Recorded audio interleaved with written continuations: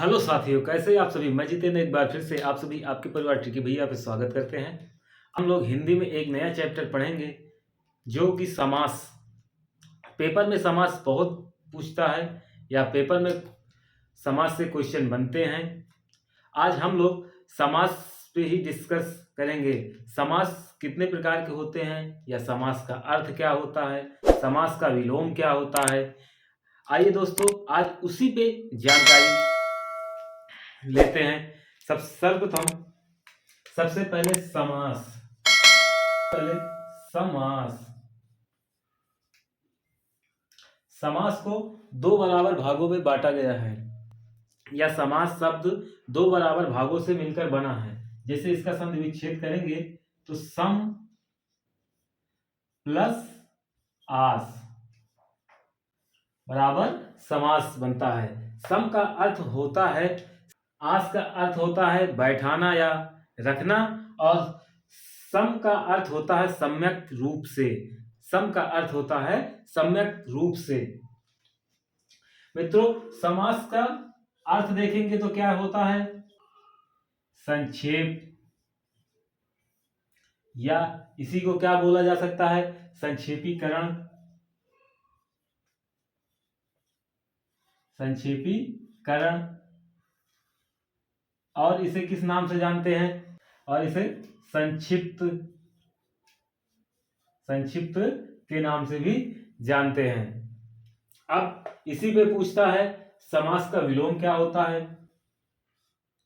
Paper में question direct बन जाता है कभी कभी कि समास का विलोम क्या होता है। तो समास का विलोम व्यास होता है। समास का विलोम व्यास होता है। व्यास व्यास या विस्तार या विस्तृत, विस्तार या विस्तृत, या इसे फैलाव भी कहा जा सकता है। मतलब आप लोग इसको अपनी कॉपी में नोट कर लीजिए, फिर इसके आगे पॉइंट लिखिए। इसको नोट कर चुके हो तो पॉइंट बोलते हैं। इसको नोट कर लिए हैं तो इसी के आगे अब आगे लिखिए। शब्द का निर्माण सम प्लस आस शब्द के योग से हुआ है। इसका शाब्दिक अर्थ संक्षेप या संक्षेपीकरण या संक्षिप्त होता है। संक्षेप या संक्षेपीकरण या संक्षिप्त होता है। उसी के आगे लिखेंगे, में लिखेंगे इसके आगे, समास शब्द का निर्माण सम प्लस आस के योग से हुआ है। सम प्लस आस के योग से हुआ है, जिसका शाब्दिक अर्थ संक्षेप या संक्षेपीकरण या संक्षिप्त अथवा पदों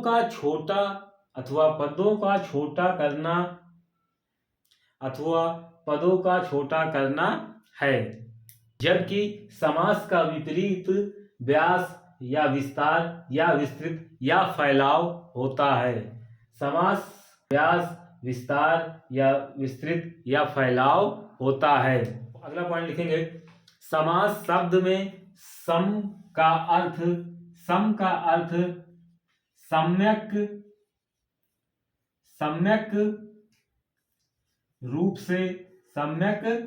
रूप से या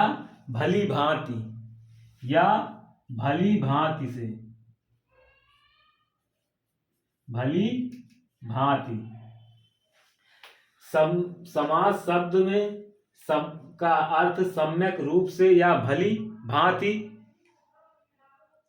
अथवा अच्छी प्रकार से है।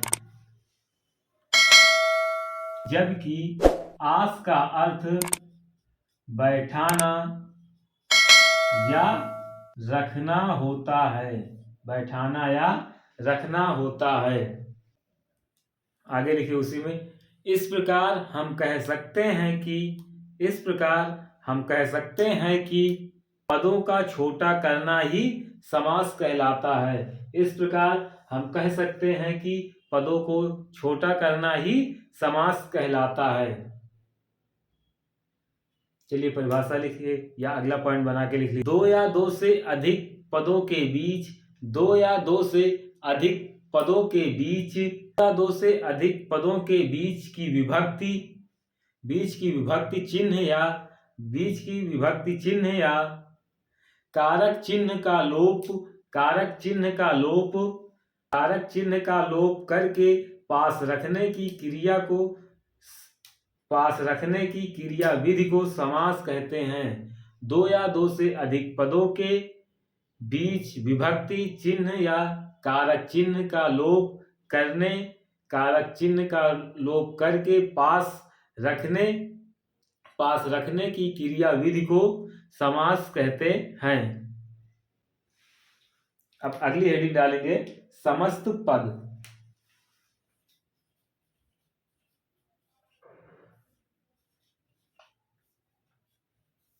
हेडिंग डालिए समस्त पद। अब समस्त पद क्या होता है इसके बारे में लिखिए। हेडिंग डाल लिए हो तो चलिए लिखिए। दोनों पदों को पास पास रखने, दोनों पदों को पास पास रखने के बाद, दोनों पदों को पास पास रखने के बाद बने शब्द, बने हुए शब्द को समस्त पद या सममासिक पद कहते हैं। बने हुए पद को समस्त पद या समासिक पद कहते हैं। अगली हेडिंग डालेंगे समास विग्रह।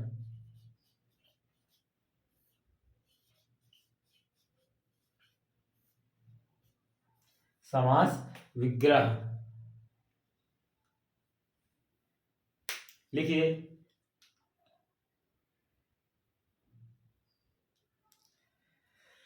लिखिए इसमें समास विग्रह में समासिक पद को अलग करके लिखना, समासिक पद को सामासिक पदों को अलग करके लिखना ही समास विग्रह कहलाता है। सामासिक पदों को अलग करके लिखना ही समास विग्रह कहलाता है, समास विग्रह कहलाता है।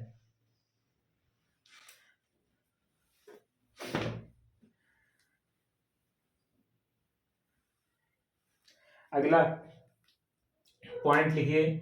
समास के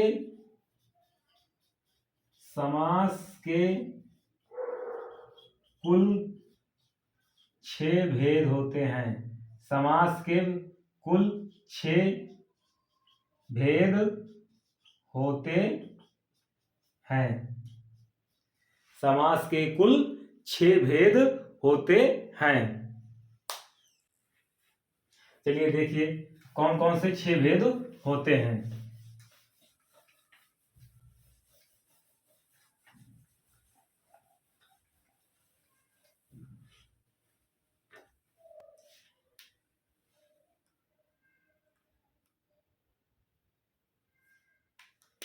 पहला लिखेंगे अव्ययी भाव समास, अव्ययी भाव समास। दूसरा लिखेंगे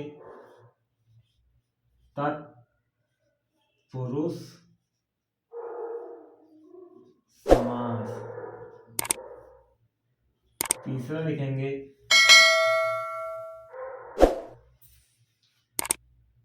द्वंद्व समास। चौथा लिखेंगे बहुव्रीहि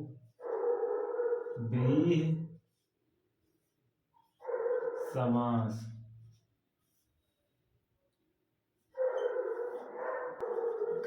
पांचवा लिखेंगे कर्म धारय समास।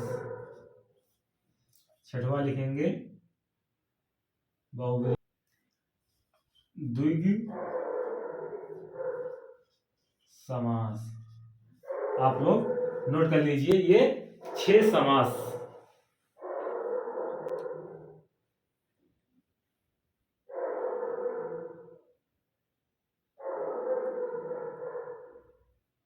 इसको नोट कर चुके हो तो आगे देखिए, तत्पुरुष समास के कुल 6 उपभेद हो जाते हैं। कौन सा? तत्पुरुष के 6 उपभेद हो जाते हैं। कितने उपभेद हो जाते हैं? 6। पहला हो जाता है कर्म तत्पुरुष समास, करण तत्पुरुष समास, संप्रदान तत्पुरुष समास, अपादान तत्पुरुष समास, संबंध तत्पुरुष समास, अधिकरण तत्पुरुष समास। इस चार्ट को आप लोग बना लीजिए।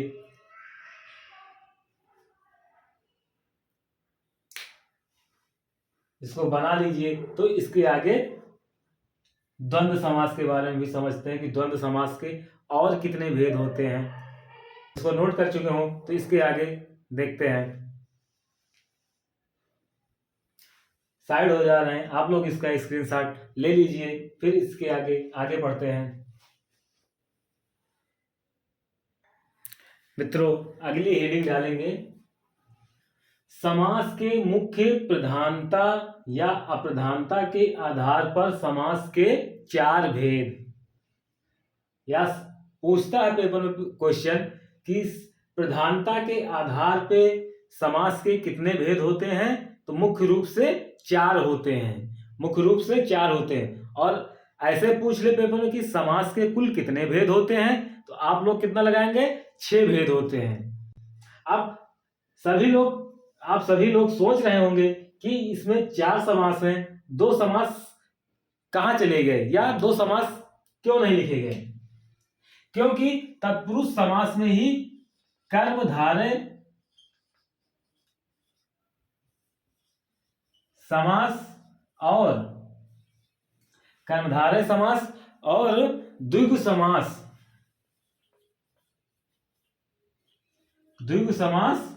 तत्पुरुष समास के अंतर्गत रखा गया है। तत्पुरुष समास के अंतर्गत कर्मधारय समास और द्विगु समास को रखा गया है। तो इसलिए समास के मुख्य प्रधानता या अप्रधानता के आधार पर समास के कुल कितने भेद हो जाएंगे? 4। पहला अव्ययी भाव समास, दूसरा तत्पुरुष समास, तीसरा द्वंद्व समास और चौथा बहुब्रीहि समास। इसका स्क्रीनशॉट ले लीजिए, तो इसके आगे नोट डाल के लिखेंगे। आप लोग पहले स्क्रीनशॉट इसका ले लीजिए।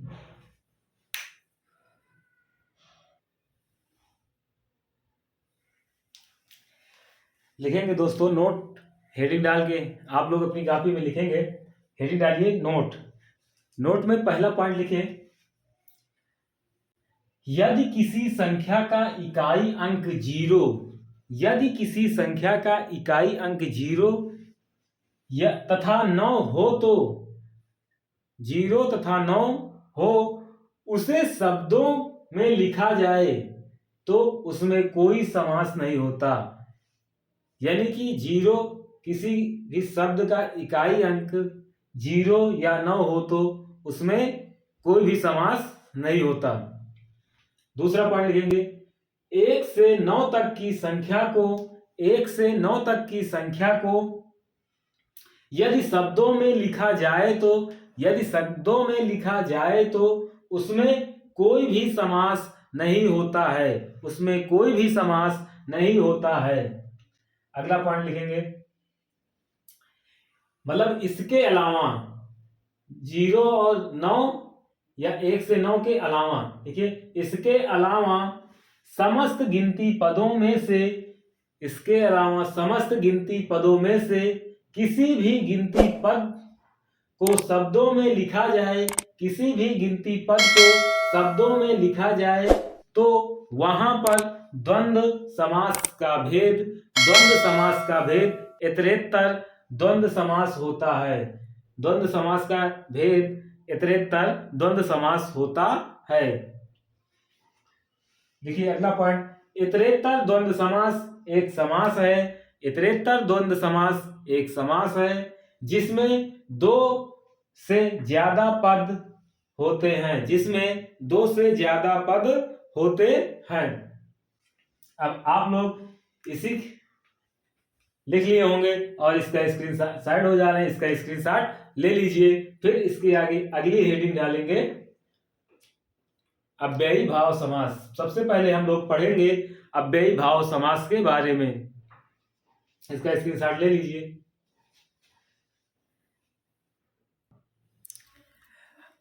आइए मित्रों, सबसे पहले हेडिंग डालेंगे अव्ययी भाव समास। पहली हेडिंग डालेंगे अव्ययी भाव समास। अव्ययी भाव समास के बारे में जानकारी लेंगे, या अव्ययी भाव समास क्या होता है, अव्ययी भाव समास में कैसे पहचानेंगे। सबसे पहले अव्ययी भाव समास में शब्दों की आवृत्ति होती है। अव्ययी भाव समास में शब्दों की आवृत्ति होती है और नदियों के नाम के समाहार में प्रयोग होता है। अव्ययी भाव समास नदियों के नाम के समाहार में प्रयोग होता है। और अव्ययी भाव समास का प्रथम पद प्रधान या अव्यय या उपसर्ग होता है। विशेषण या विशेष का संबंध नहीं होता है। अव्ययी भाव समास में विशेष या विशेषण का संबंध नहीं होता है। आप लोग इतना नोट कर लीजिए।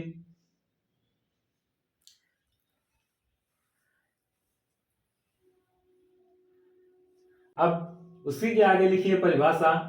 जिस समास का प्रथम पद प्रधान, जिस समास का प्रथम पद प्रधान होता है और वाक्य में क्रिया विशेषण की भांति कार्य करता है, तो उसे अव्ययी भाव समास कहते हैं। जैसे देखेंगे पंचगंगा। पांच गंगा नदियों का समाहार या समूह। रातों रात, रात ही रात में, दिनों दिन ही दिन में, यथाशक्ति, शक्ति के अनुसार, प्रतिदिन, प्रत्येक दिन।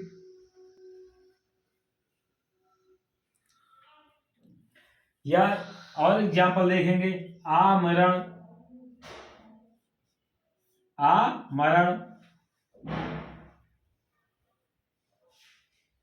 बेपनाह आदि इसके एग्जाम्पल होते हैं। इसका स्क्रीनशॉट आप लोग ले लीजिए। फिर इसके आगे नोट डाल के लिखिए।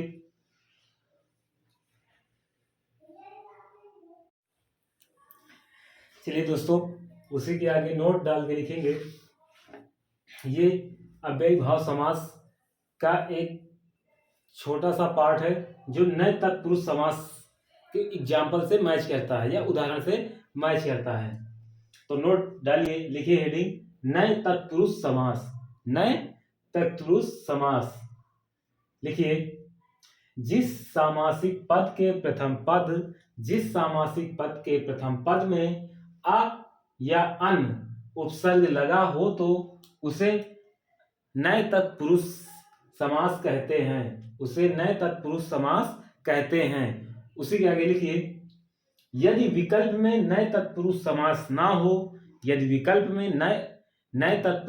ना हो तो वहां पर अव्ययी भाव समास का चयन करेंगे। जैसे असत्य, देखिए पहले लगा है असत्य, सत्य का अभाव। फिर अव्यय, जो व्यय ना हो। अनादि, देखिए अन लग गया ना, अनादि, जिसका आदि ना हो। दोस्तों अव्ययी भाव समास के उदाहरण को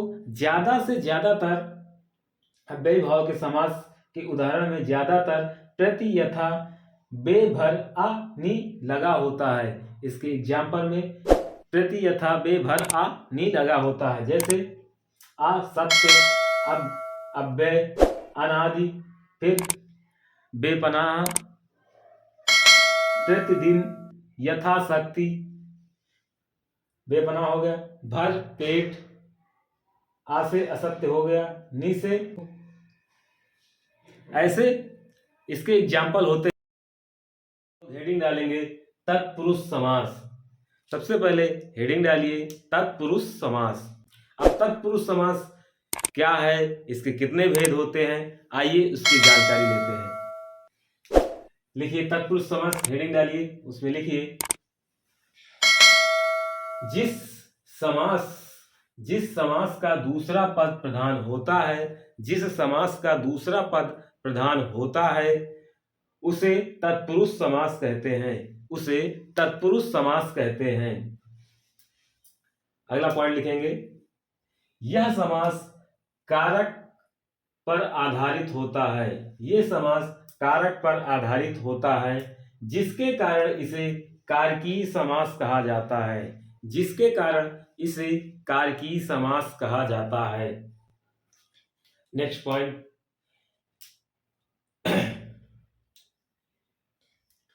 इस समास के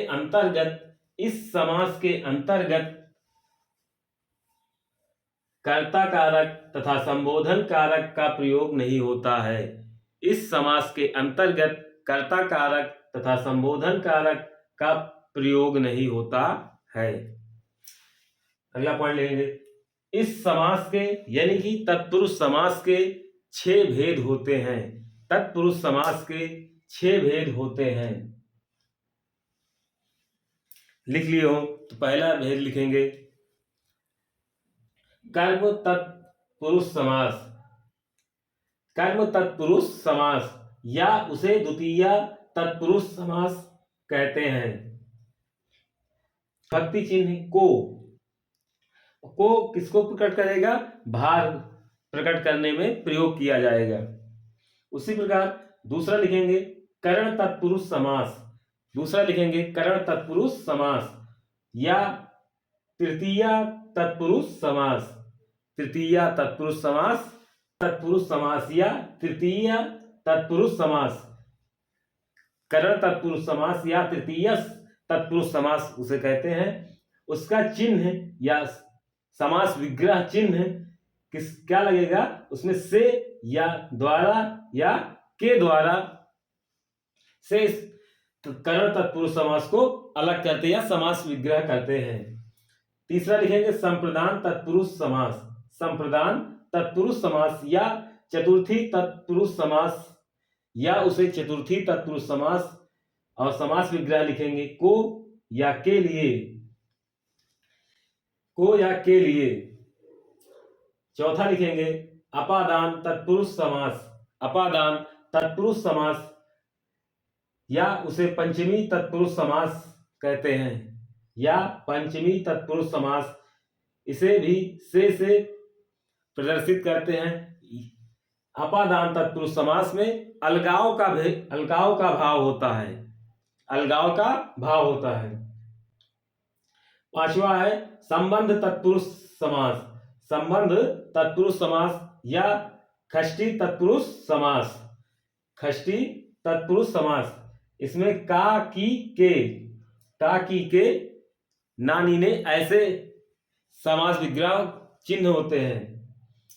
छठवां है अधिकरण तत्पुरुष समास, अधिकरण तत्पुरुष समास या सप्तमी तत्पुरुष समास, समास विग्रह में पर या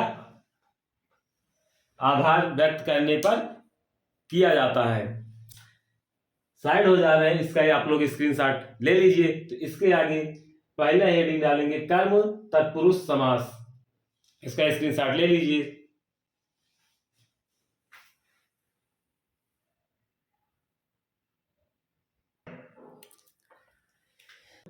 तत्पुरुष समास का पहला भेद लिखेंगे, हेडिंग डालिए कर्म तत्पुरुष समास, कर्म तत्पुरुष समास या द्वितीय तत्पुरुष समास, द्वितीय तत्पुरुष समास। डैश करके लिखिए इसका समास विग्रह करते समय, इसका समास विग्रह करते समय कर्म कारक चिन्ह को का प्रयोग करते हैं या को का प्रयोग किया जाता है। कारक चिन्ह को का प्रयोग किया जाता है। जैसे एग्जाम्पल देखेंगे, चिड़ी मार, चिड़ी मार, चिड़िया को मारने वाला, कारक चिन्ह क्या मिला, को। उसी प्रकार अधिकार प्राप्त, अधिकार प्राप्त मतलब अधिकार को प्राप्त, कारक चिन्ह क्या मिला, को। सभी में को चिन्ह लगेगा, मतलब कर्म तत्पुरुष समास के उदाहरण में कारक चिन्ह को लगा रहेगा। दूसरा अगला देखेंगे, आपत्तिजनक, आपत्ति को जन्म देने वाला, कमर तोड़, कमर को तोड़ने वाला, गगनचुंबी, गगन को चूमने वाला, दिवाकर, दिन को करने वाला, दिन को करने वाला, वन गमन, वन को गमन, नरभक्षी, नर को भक्षण करने वाला, यानी कि जेब कतरा, जेब को कतरने वाला, चित्त चोर, चित्त को चुराने वाला। उसी प्रकार कूपगत, कूप को गया हुआ। आप लोग इसका देख के नोट कर लीजिए या स्क्रीनशॉट अच्छे से ले लीजिए, फिर इसके आगे अगली हेडिंग देखेंगे। ले लीजिए स्क्रीनशॉट या अपनी कॉपी में देखकर उतार लीजिए।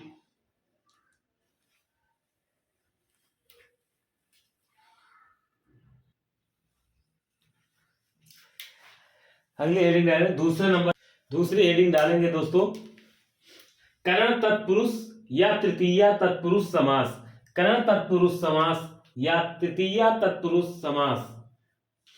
डैश करके लिखिए, इस समास के सामासिक पद का विग्रह करते समय, इस समास के सामासिक पद का विग्रह करते समय करण कारक चिन्ह से या द्वारा या के द्वारा का प्रयोग किया जाता है, का प्रयोग किया जाता है। जैसे एग्जाम्पल देखेंगे, अकाल पीड़ित, अकाल पीड़ित, अकाल से पीड़ित, अकाल से पीड़ित। दूसरा देखेंगे, अश्रु पूर्ण, मतलब आंसू से पूर्ण या अश्रु से पूर्ण, आनंदमय, आनंद से मय, आनंद से मय। अगला देखेंगे द्वारा के एग्जाम्पल, तुलसीकृत, तुलसी द्वारा रचित, तुलसी द्वारा रचित। फिर तर्क सिद्ध, तर्क द्वारा सिद्ध, यानी कि तर्क द्वारा सिद्ध किया गया। अगला देखेंगे, रेखांकित, रेखा द्वारा अंकित। अगला एग्जाम्पल देखेंगे, के द्वारा, पद यात्रा, पद के द्वारा यात्रा। फिर रेल यात्रा, रेल के द्वारा यात्रा। अगला एग्जाम्पल है, मेघाच्छादित, मेघ के द्वारा आच्छादित। और अगला एग्जाम्पल है, दोषपूर्ण, दोष से पूर्ण। आप लोग इसको देख कर लिख लीजिए, हाँ साइड हो जा रहे हैं, और इसका स्क्रीनशॉट अच्छे से ले लीजिए। इसके आगे अगली हेडिंग डालेंगे, आराम से इसको नोट कर लीजिए। फिर अगला आगे नोट करेंगे दोस्तों, संप्रदान तत्पुरुष समास। आगे देखेंगे, हेडिंग डालेंगे तत्पुरुष, संप्रदान तत्पुरुष समास। अगली हेडिंग डालेंगे तीसरे नंबर पे, संप्रदान तत्पुरुष समास। डैश करके लिखिए, इस समास के सामासिक पद का विग्रह, इस समास के सामासिक पद का विग्रह करते समय संप्रदान कारक चिन्ह, संप्रदान कारक चिन्ह को के लिए का प्रयोग किया जाता है, को के लिए प्रयोग किया जाता है। जैसे देखेंगे, गुरु दक्षिणा, गुरु दक्षिणा, गुरु के लिए दक्षिणा। विद्यालय, विद्या के लिए आलय। अगला एग्जाम्पल है, आवेदन, आवेदक पत्र, आवेदन के लिए पत्र। अगला देखेंगे, आराम कुर्सी, आराम के लिए कुर्सी। चिकित्सालय, चिकित्सा के लिए आलय। नेक्स्ट है, पण, कृष्ण के लिए अर्पण। हवन सामग्री, हवन के लिए सामग्री। शिवार्पण, शिव के लिए अर्पण। अगला है छात्रावास, छात्र के लिए आवास। आप लोग इसका स्क्रीनशॉट ले लीजिए। फिर इसके आगे नेक्स्ट हेडिंग पढ़ेंगे अपादान तत्पुरुष समास। अपादान तत्पुरुष समास, अपादान तत्पुरुष समास डैश करके लिखिए। इस समास के सामासिक पद का विग्रह, इस समास का सामासिक पद का विग्रह करते समय, इस समास का सामासिक पद का विग्रह करते समय अपादान तत्पुरुष या अपादान कारक चिन्ह, अपादान कारक चिन्ह से का प्रयोग किया जाता है, से का प्रयोग किया जाता है। यहाँ पे अपादान में से अलगाव होगा। जैसे बिल्ली छत से कूदी, तो बिल्ली, छत तो वहीं रुक गया और बिल्ली नीचे गई तो छत को छोड़ दिया। यहाँ पे तब तो बिल्ली के द्वारा, बिल्ली छत से कूदी, ये पढ़ा जाएगा। तो ऐसे एग्जाम्पल देखते हैं। जैसे काम चोर, काम से जी चुराने वाला। नेक्स्ट अपराध मुक्त, अपराध से मुक्त, मतलब अपराध से अब वो मुक्त हो गया। फिर है श्रीहत, श्री से हत। पथ भ्रष्ट, पथ से भ्रष्ट। अगला भयभीत, भय से भीत। जन्मांध, जन्म से अंधा। कर्तव्य विमुख, कर्तव्य से विमुख है। अगला है देश, देशानिर्वासित, देश से निर्वासित। मतलब इसका अपादान में है कि दो वस्तुएं का अलगाव होना, दो वस्तुओं के अलगाव होने में लगने वाला कारक चिन्ह से होता है। इसको आप लोग स्क्रीनशॉट ले लीजिए। फिर इसके आगे अगला पढ़ते हैं संबंध तत्पुरुष समास। इसके आगे अगली हेडिंग डालेंगे संबंध तत्पुरुष समास। हेडिंग डालेंगे संबंध तत्पुरुष समास, संबंध तत्पुरुष समास डैश करके लिखिए। इस समास का समास विग्रह, इस समास का सामासिक पद, इस समास के सामासिक पद का समास विग्रह करते समय, समास विग्रह करते समय संबंध कारक चिन्ह, संबंध कारक चिन्ह का, की, के का प्रयोग किया जाता है, का, की, के का प्रयोग किया जाता है। देख के लिख लीजिएगा। संबंध कारक चिन्ह का, की, के का प्रयोग किया जाता है। जैसे जैसे देखेंगे राजकन्या, राजा की कन्या, की का प्रयोग हुआ है। वर्णमाला, वर्ण की माला। अमृत धारा, अमृत की धारा। अगला जैसे हो जाएगा राजपुत्र, राजा का पुत्र, यहां पे बनेगा राजा का पुत्र। सूर्योदय, सूर्य का उदय।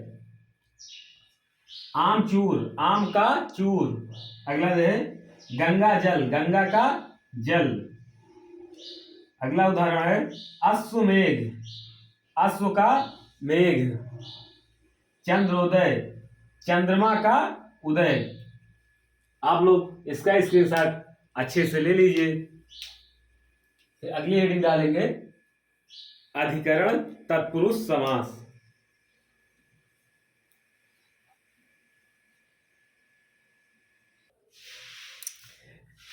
हेडिंग डालेंगे अधिकरण तत्पुरुष समास। तत्पुरुष समास का छठवां भेद अधिकरण तत्पुरुष समास डैश करके लिखिए।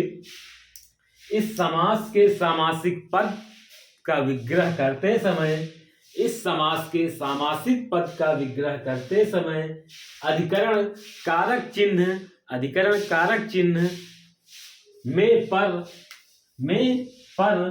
का प्रयोग किया जाता है, का प्रयोग किया जाता है। जैसे उदाहरण देखेंगे, आप बीती, आप पर बीती, दो बराबर भागों में तोड़ेंगे, आप पर बीती। अधिकरण मतलब आधार, किसी पर आधार, जैसे आप पर आधार। ऋषिराज, ऋषियों में राजा। नेक्स्ट एग्जांपल है कानाफूसी, कानों में फुसफुसाहट। अगला है भाषाधिकार, भाषा पर अधिकार। अगला है आत्मविश्वास, आत्मा पर विश्वास। नेक्स्ट है ध्यानमग्न, ध्यान में मग्न हो गया। नरोत्तम, नरों में उत्तम। गृह प्रवेश, गृह में प्रवेश। आप लोग इसका स्क्रीनशॉट ले लीजिए। इसके आगे समास का तीसरी हेडिंग डालेंगे, द्वंद्व समास। समास में तीसरा हेडिंग डालेंगे द्वंद्व समास, होगी द्वंद्व समास। आप लोग हेडिंग डालेंगे द्वंद्व समास। द्वंद्व समास, समास की विशेषता ये है कि इस समास में दोनों पद प्रधान होते हैं और साथ ही में ये एक दूसरे के विलोमानुपात होते हैं या अपोजिट होते हैं। तो द्वंद्व समास आप लोग हेडिंग डाल लिए होंगे। अब उस डैश करके उसमें लिखिए परिभाषा। जिस समास के दोनों पद, जिस समास के दोनों पद प्रधान होते हैं, जिस समास के दोनों पद प्रधान होते हैं उसे द्वंद्व समास कहते हैं, उसे द्वंद्व समास कहते हैं। इन दोनों पदों के बीच, इन दोनों पदों के बीच समुच्चय बोधक अव्यय, समुच्चय बोधक अव्यय पद का प्रयोग होता है। समुच्चय बोधक अव्यय पद का प्रयोग होता है। लिख लिए होंगे। अब नोट डाल के लिखिए, नीचे डालिए नोट। नोट में पॉइंट नंबर 1 लिखे। यदि 1 से लेकर 9 तक की सभी संख्याओं को, 9 तक की सभी संख्याओं को शब्दों में लिखा जाए तो, शब्दों में लिखा जाए तो उसमें कोई समास नहीं होता, उसमें कोई समास नहीं होता है, क्योंकि ये सभी पद एक पदी होता है, या क्योंकि ये सभी पद एक पदी होते हैं। जैसे एग्जाम्पल देखेंगे, एक, इसमें एक ही पद है, 2 3 4 10 8 और 9, ये सब मतलब 1 से लेकर 9 तक पूछा है कौन सा समास है, इसमें कोई समास नहीं होता। नेक्स्ट पॉइंट लिखेंगे या पॉइंट नंबर 2 लिखिए। यदि किसी संख्या के इकाई का अंक 0 और 9, 0 तथा 9 हो तो यदि उसे शब्दों में लिखा जाए, यदि उसे शब्दों में लिखा जाए तो उसमें कोई समास नहीं होता, तो उसमें कोई समास नहीं होता है, क्योंकि ये सभी पद एक पदी होते हैं, क्योंकि ये सभी पद एक पदी होते हैं। जैसे 19 और 20, लास्ट में देखिए 9 आया, इसमें 0 आया, 29 में 9 आएगा, 30 में 0 आएगा। जैसे लिखेंगे 19, 20, 29, 30 डैश लिख लिए हो तो नेक्स्ट पॉइंट या तीसरा नंबर लिखेंगे नोट में। लिखिए, यदि इन संख्याओं को छोड़कर मतलब 1 से 9 तक और 9 इकाई का अंक 9 और 0 को छोड़कर कोई अन्य संख्या आए तो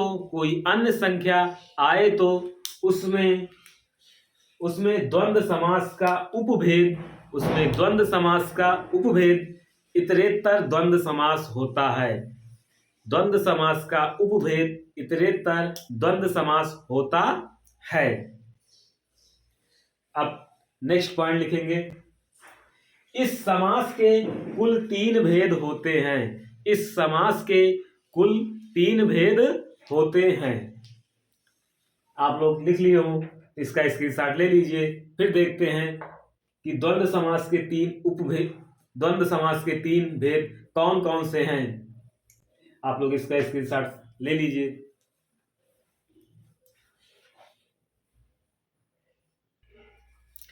दोस्तों, द्वंद्व समास का पहला होगा इतरेतर द्वंद्व समास। पहला हेडिंग होगी इतरेतर द्वंद्व समास। डैश करके लिखिए, जिस द्वंद्व समास के सामासिक पदों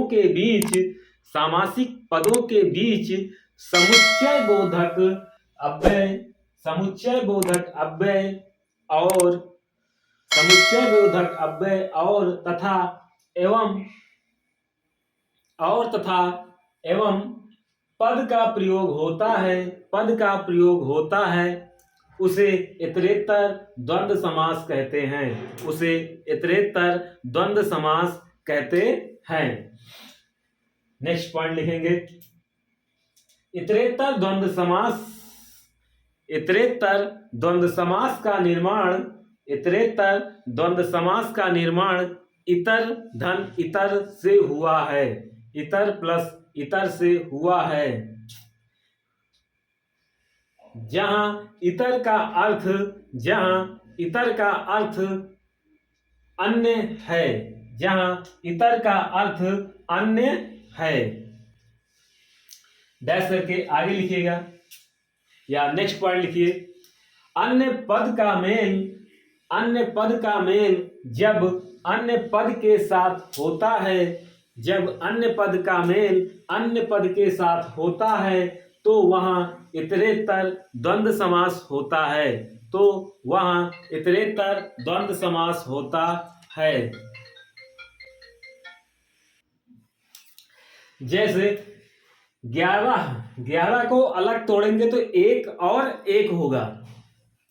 फिर अगला है 31 मतलब 1 और 30 को जब जोड़ेंगे तब क्या बनेगा? 31। उसी प्रकार भीम और अर्जुन, गौरी और शंकर, देव और असुर। आप लोग इसका स्क्रीनशॉट ले लीजिए। फिर इसके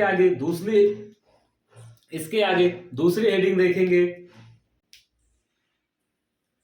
वैकल्पिक द्वंद्व समास। दूसरी हेडिंग रहेगी वैकल्पिक द्वंद्व समास।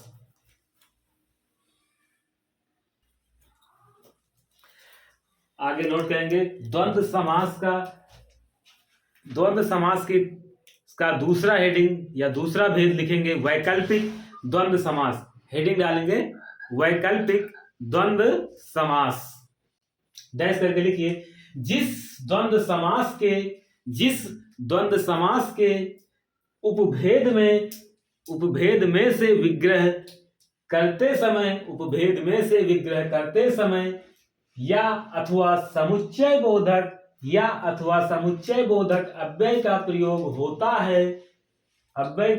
होता है उसे वैकल्पिक द्वंद्व समास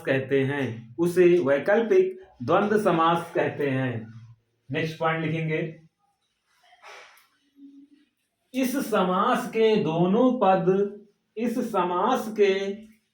दोनों पद प्रायः विपरीतार्थक होते हैं या विलोम होते हैं।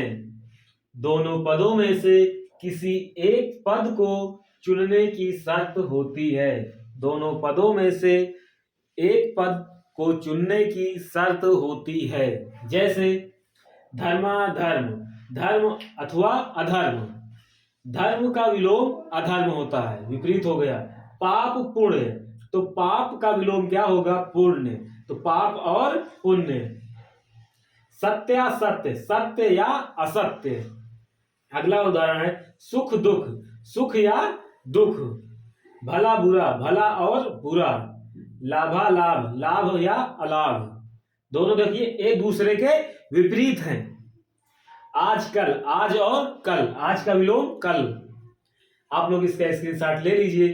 फिर इसी के आगे तीसरा हेडिंग डालेंगे द्वंद्व समास का, समाहार द्वंद्व समास। तीसरी हेडिंग पड़ेगी समाहार द्वंद्व समास। तो आप लोग इसका पहले स्क्रीनशॉट ले लीजिए।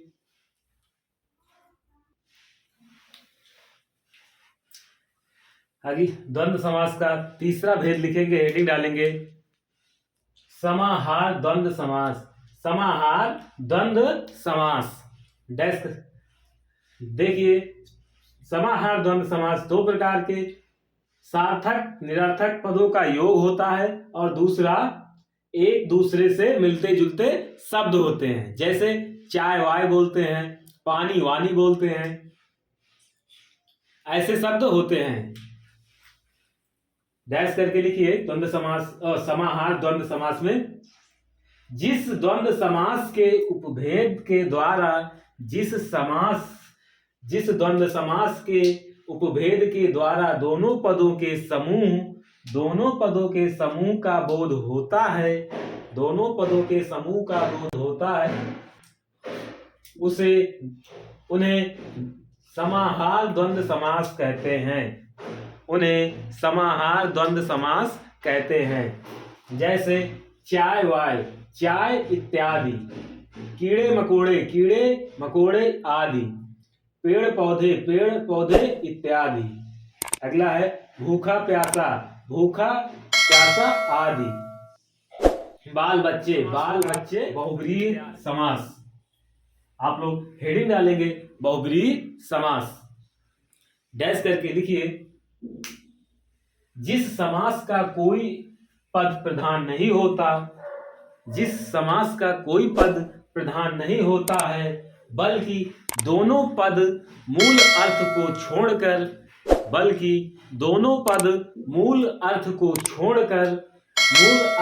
छोड़कर किसी तीसरे अर्थ की ओर इशारा करते हैं, उन्हें बहुब्रीहि समास कहते हैं। नेक्स्ट पॉइंट लिखेंगे बहुब्रीहि समास को समासों का राजा कहा जाता है। उदाहरण देखेंगे जैसे दशानन, 10 है आनंद जिसके, दशा से 10, आनंद से उनके आनंद अंग है जिसके, अर्थात रावण। दोनों अर्थ छोड़कर किसी तीसरे के बारे में बताया जा रहा है। फिर जैसे लंबोदर, लंबा है उदर जिसका। अगला है गिरधर, गिरि को धारण करने वाला अर्थात कृष्ण। उमेश, उमा का ईश है जो, अर्थात शिव। तीसरा अर्थ मिला शिव। हलधर, हल को धारण करने वाला अर्थात बलराम। अगला है राधा रमण, राधा के साथ रमण करते हैं जो, अर्थात कृष्ण। आप लोग इसका स्क्रीनशॉट अच्छे से ले लीजिए। तो इसके आगे अधिकरण तत्पुरुष समास पढ़ते हैं। आप लोग इसका स्क्रीनशॉट ले लीजिए। फिर इसके आगे अगली हेडिंग डालेंगे कर्मधारय तत्पुरुष समास।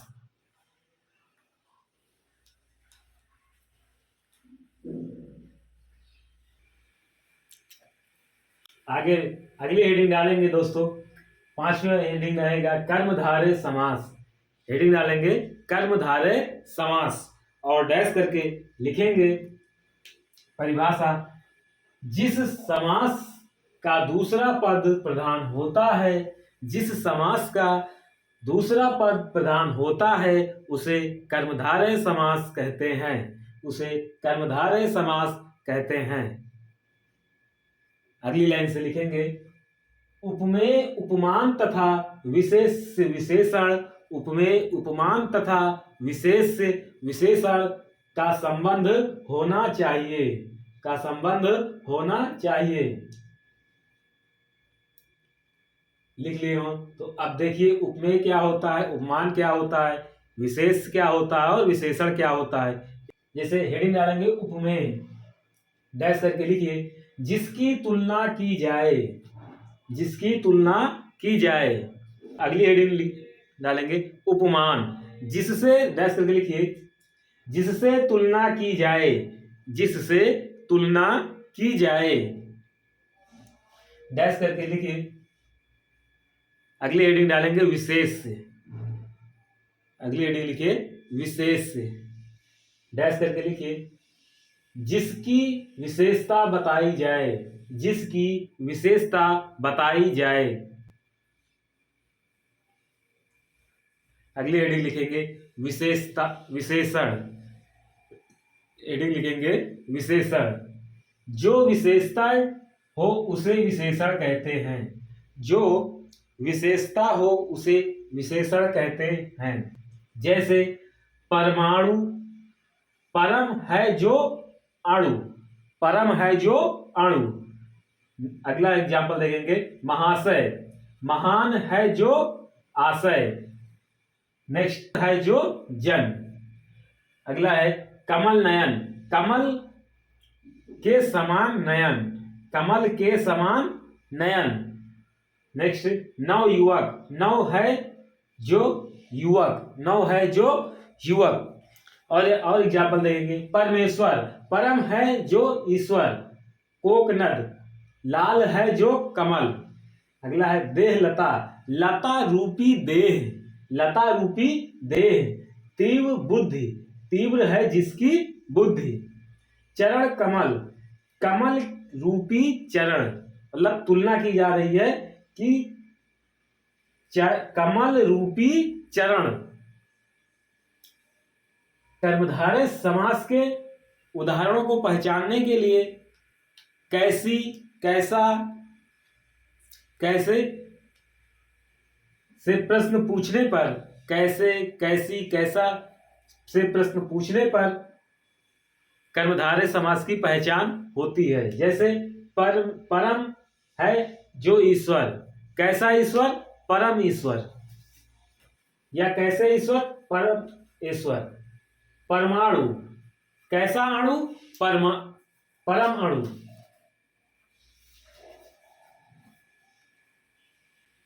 इसका स्क्रीनशॉट ले लीजिए। तो इसके आगे द्विगु समास पढ़ते हैं और समास का आखिरी हेडिंग होगी द्विगु समास।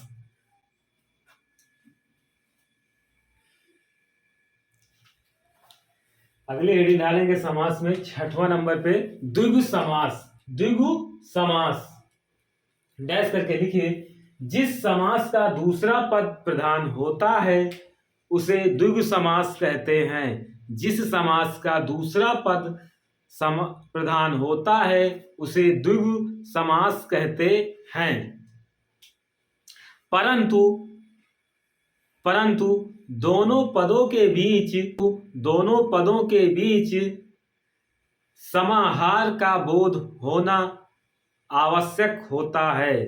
दोनों पदों के बीच, परंतु दोनों पदों के बीच समाहार का बोध होना आवश्यक होता है। जैसे एग्जाम्पल देखेंगे,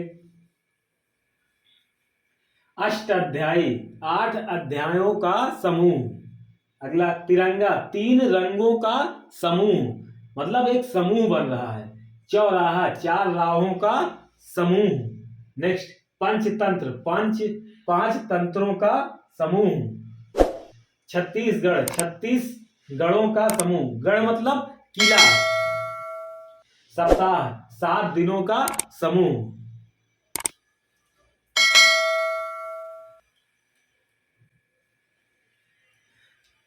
आई होप आप लोग समास को समझ सके होंगे। मिलता एक और नए वीडियो के साथ। तब तक के लिए जय हिंद, जय भारत। Thank you.